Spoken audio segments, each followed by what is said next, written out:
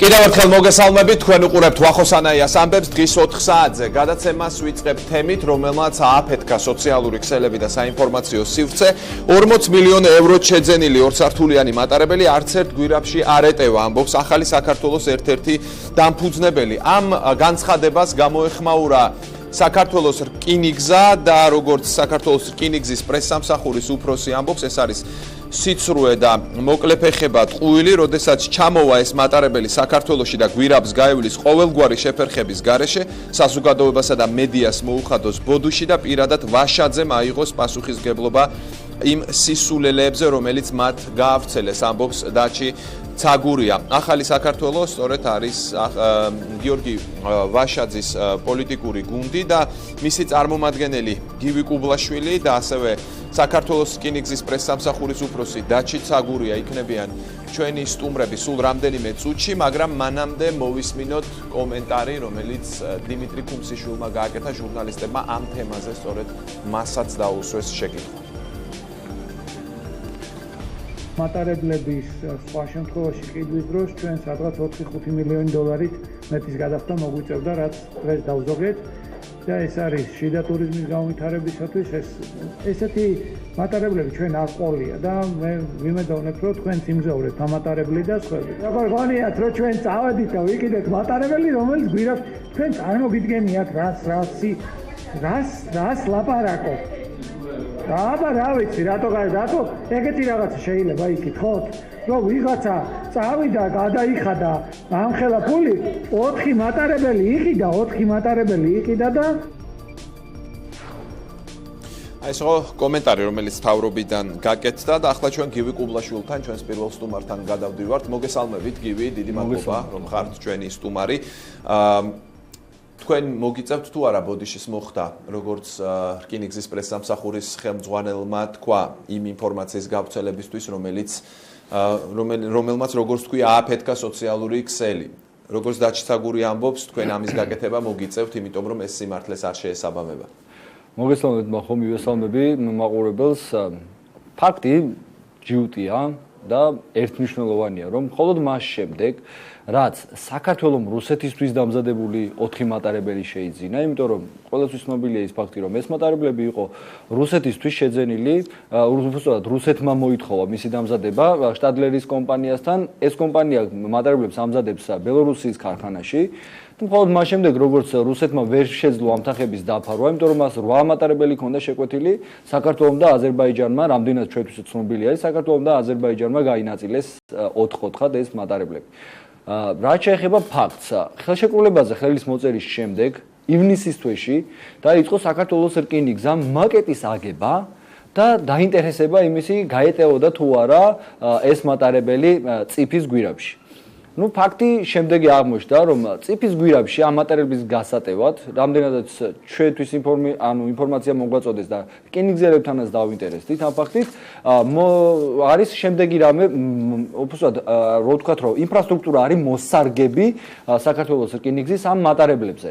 აი დღეს ეს მატარებელი ამ გვირაბში ვერ გაივლის ამას. ამ წუთას სანამ არ მოხდება ლიანდაგის, ასე ვთქვათ, ბალასტის ზომის შეცვლა, არ მოხდება მორგება საკონტაქტო ხაზების გვირაბს გარეთ თუნდაც, არ მოხდება დეპოების რეკონსტრუქცია, არ მოხდება ურეკის რკინიგზის სადგურის ბაქანის ამაღლება, რომელზეც ტენდერი უკვე გამოცხადებულია, მანამდე ამ მატარებლებით სარგებლობას საქართველოს რკინიგზა და მგზავრები ფიზიკურად ვერ შეძლებენ. ეს არის ფაქტი. ბაქანის ამაღლება, რეკონსტრუქცია ხდება თუ უბრალოდ შეკეთება ხდება? ამ მატარებლისთვის მორგება ხდება ამ ყველაფრის? ამ მატარებლისთვის მორგება ხდება, იმიტომ რომ სატენდერო დოკუმენტში პირდაპირ არის მითითებული ბაქანის სიმაღლის თითქმის მეტრამდე გაზრდა, ანუ 0.90 სანტიმეტრით ამაღლება მთელ სიგრძეზე და მთელ სიგანეზე. შესაბამისად, რისთვის არის ეს საჭირო? იმიტომ რომ გზავრი ამ მატარებლიდან ვერ ჩამოვა ბაქანზე, მას მოუწევს იქიდან ჩამოხტომა. ანუ ეს პირველი მაგალითი, რომ მოსარგები არის ასე ვთქვათ, სარკინიგზო სადგური მატარებელს.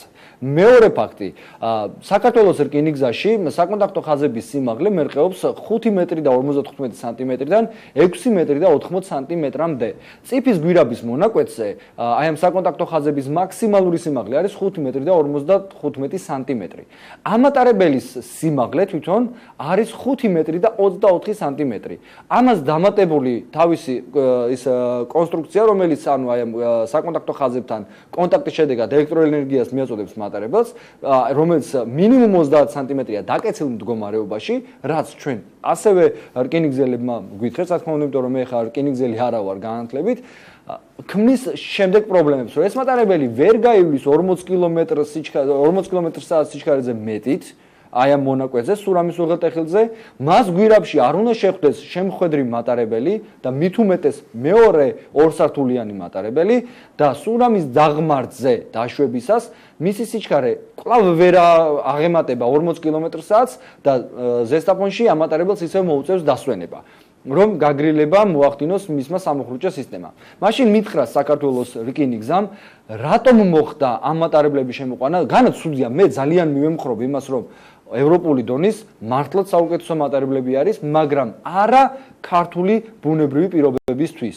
ჩვენთან არის ძალიან მთაგორიანი ტერიტორია და ამ მატარებელის ამ დაკლაკნილ რიკოთის უღელტეხილზე და თავდაღმართში სიარული 160 კმ/სთ, რომელიც წესით უნდა განავითაროს ამ მატარებელმა, სამწუხაროდ ის ვერ განავითარებს. თქვენ რა პასუხი გაქვთ, რატომ მოხდა, რომ აი ახსენებთ აქ რუსეთის ფედერაციის დახმარების გამო, რას ნიშნავს რუსეთის ფედერაციის დახმარების გამო? პრობლემა შემდეგში მდგომარეობდა ბატონო ახო, რომ როგორც კი რუსეთის ფედერაციამ ვეღარ შეძლო აი მატარებლებისთვის განკუთვნილი თანხის გადახდა, იმიტომ რომ რამდენადაც ჩვენი ინფორმაციით პრობლემა ჰქონდათ ფინანსური მატარებლების შეძენასთან დაკავშირებით, მოხდა ამ მატარებლების გასხვისება და გაყიდვა სასწრაფო წესით. რომ ის დავალიანება, რომელიც შტადლერის კომპანიისთვის უნდა გადაეხადათ, რეალურად ვერ ხერხდებოდა და მოხდა ამ მატარებლების გამოსყიდვა უკვე საქართველოსა და აზერბაიჯანის მხრიდან. ეს არის ინფორმაცია, რაც ჩვენ აქ თქვენ ამბობთ იმას, რომ რუსეთიდან იყო მითითება, რომ ჩვენ გვეყიდა ეს მატარებელი, თუ ჩვენ უბრალოდ გვინდოდა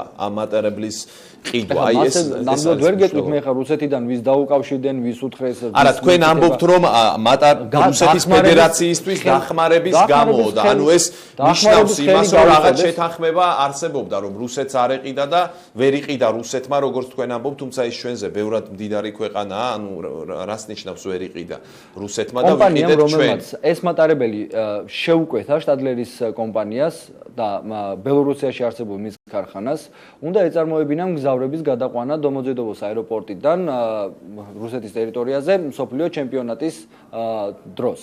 მაგრამ კიდევ ერთხელ ვიმეორებ ვახო, რაც ჩვენთვის გახდა ინფორმაცია ხელმისაწვდომობიდან გამომდინარე, რომ რუსეთის ფედერაციამ ვეღარ მოახერხა 8 მატარებლის შეძენა და ნაწილ, ანუ გაიყვეს საქართველოს და აზერბაიჯანმა და 4-4-ხად იყიდეს ეს მატარებლები.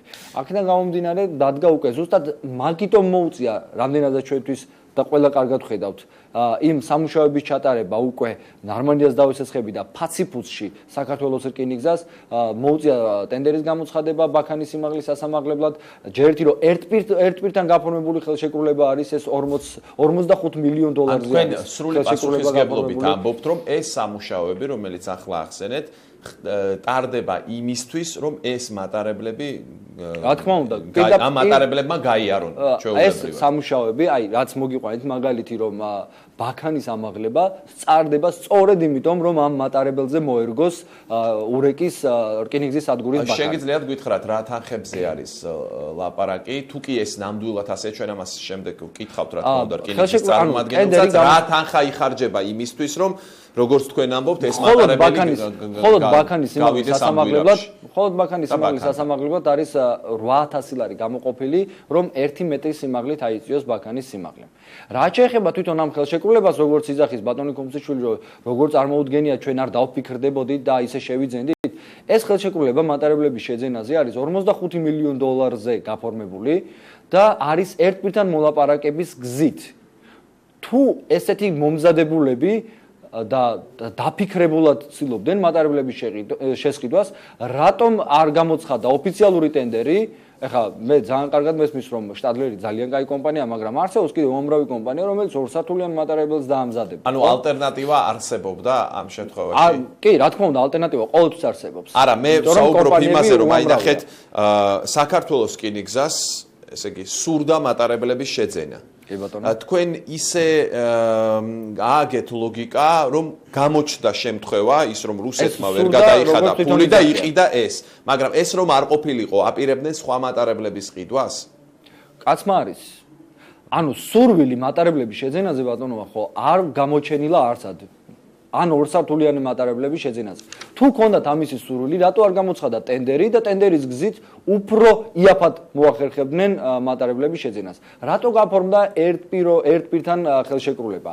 ერთ პირთან მოლაპარაკების გზით 45 მილიონზე გაფორმდა ხელშეკრულება, მაშინ, როდესაც ამ მატარებლებისთვის საქართველოს რკინიგზის ინფრასტრუქტურა მოსარგები გახდა.